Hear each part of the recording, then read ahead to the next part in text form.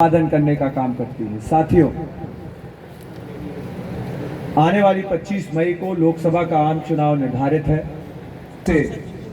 जब अभी भी हमें चुनाव का अवसर मिलता है तो हमें ये सोचने की जरूरत पड़ती है कि आखिर पिछले 5 साल या उससे पूर्व की सरकारों में हम लोगों के ग्रामीण जीवन में कितना परिवर्तन करने का काम किया है, कितनी चीजें बदली हैं और क्या उससे हमारे ग्रामीण जीवन में लाभ होने का कार्य हुआ या नहीं।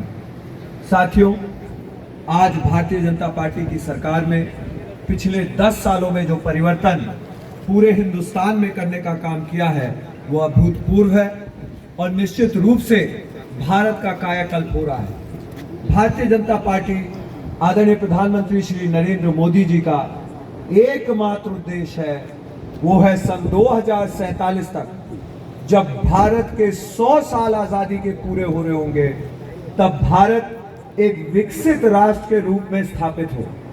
साथियों, विकसित राष्ट्र क्या होता है? विकसित राष्ट्र की क्या परिकल्पना है? क्या होने से हम विकसित माने जाएंगे?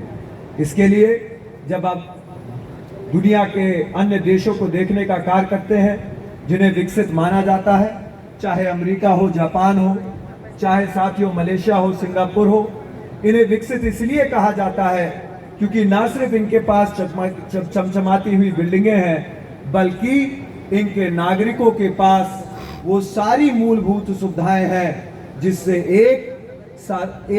एक साधारण व्यक्ति एक शांतिपूर्ण और स्वस्थ जीवन जीने का कार्य कर सकता है। क्या है ये चीजें? रोटी, कपड़ा, मकान, स्वास्थ्य और शिक्षा, बिजली और पानी, ये 7 मूलभूत सुविधाएं यदि कोई भी देश अपने नागरिकों को प्रदान करने में सफल हो जाता है, निश्चित रूप से वो देश विकसित कहलाने लायक योग हो जाता है।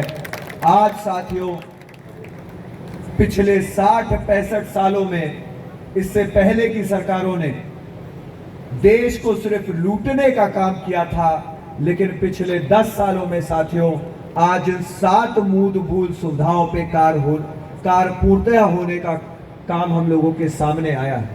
आज देश में साथियों 80 करोड़ गरीबों को मुफ्त राशन देकर के भारतीय जनता पार्टी ने खाद्य सुरक्षा की गारंटी देने का काम किया है। उसी के साथ साथ साथियों, आज देश में पिछले 5 वर्षों में 4 करोड़ गरीबों को साथियों मुफ्त 4 करोड़ गरीबों को पक्का घर देकर के आज लोगों को आवास योजना के तहत लाभान्वित करने का काम किया है। साथियों, देश में